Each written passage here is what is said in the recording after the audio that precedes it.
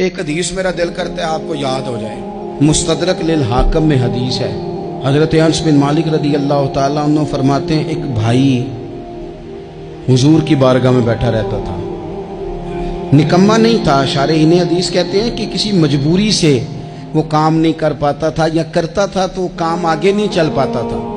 ذہنی صلاحیت ہی شاید زیادہ نہیں تھی. یہ حدیث مشکات میں بھی موجود ہے، مستدرک للحاکم میں بھی موجود ہے. حضرت انس بن مالک رضی اللہ تعالیٰ عنہ فرماتے ہیں وہ حضور کی بارگاہ ناز میں بیٹھا رہتا تھا. اس کے بھائی نے آ کے شکایت کی، یا رسول اللہ صلی اللہ تعالیٰ علیہ وسلم، یہ کوئی کام ہی نہیں کرتا، کوئی محنت نہیں کرتا، کوئی جدوجہد نہیں کرتا، آگے نہیں بڑھتا. مجھے اس کی ضروریات کی کفالت کرنی پڑتی ہے، مجھے جدوجہد کرنی پڑتی ہے، مجھے اس کے معاملات کا خیال رکھنا پڑتا ہے، آپ اسے سمجھائیں. حضور نے بہت سارے لوگوں کو سمجھایا جو کام نہیں کرتے تھے. ہمیں سیاستہ میں وہ حدیث بھی ملتی ہے جس بندے کو نبی پاک صلی اللہ علیہ وسلم نے کہا تھا کہ تیرے پاس جو بھی گھر میں ہے لا، تو وہ پیالہ اور کمبل لائے تھے. حضور نے بیچ کے کہا تھا جا کلاڑا خرید کے لا اور لکڑیاں کاٹ کے تو بیچ کے اپنا اور اپنے گھر والوں کا پیٹ پال. یہ ساری باتیں اپنی جگہ پر یہاں نبی پاک نے ایک روحانی مسئلے کا حل بھی بتایا.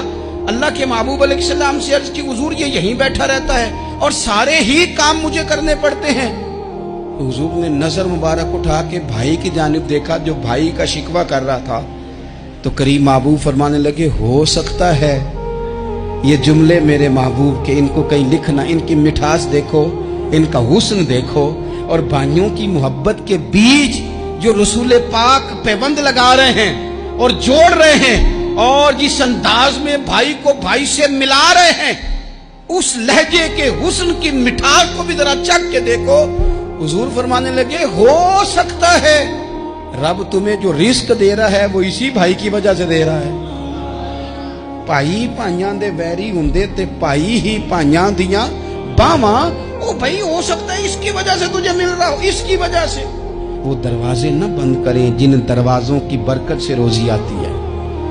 کبھی بھی وہ کام نہ کریں جن کاموں کی اگر آپ کو کل تک برکت تھی، کل تک کام ٹھیک چل رہا تھا، کل تک نظام بہتر تھا، اور آج آپ کو محسوس ہوتا ہے کہ کہیں کمزوری آ گئی ہے، کہیں حالات اس طرح کے نہیں رہے، تو پھر آپ غور کریں کہ ایسا تو نہیں کسی غریب کا آپ کے گھر سے رزق جاتا تھا اور آپ نے بند کر دیا، کسی کی مدد ہوتی تھی آپ نے بند کر دی، کسی کے ساتھ شفقت ہوتی تھی آپ نے بند کر دی، کوئی شخص آپ کی وجہ سے تسلی میں تھا اور پھر آپ نے اسے تکلیف میں ڈال دیا.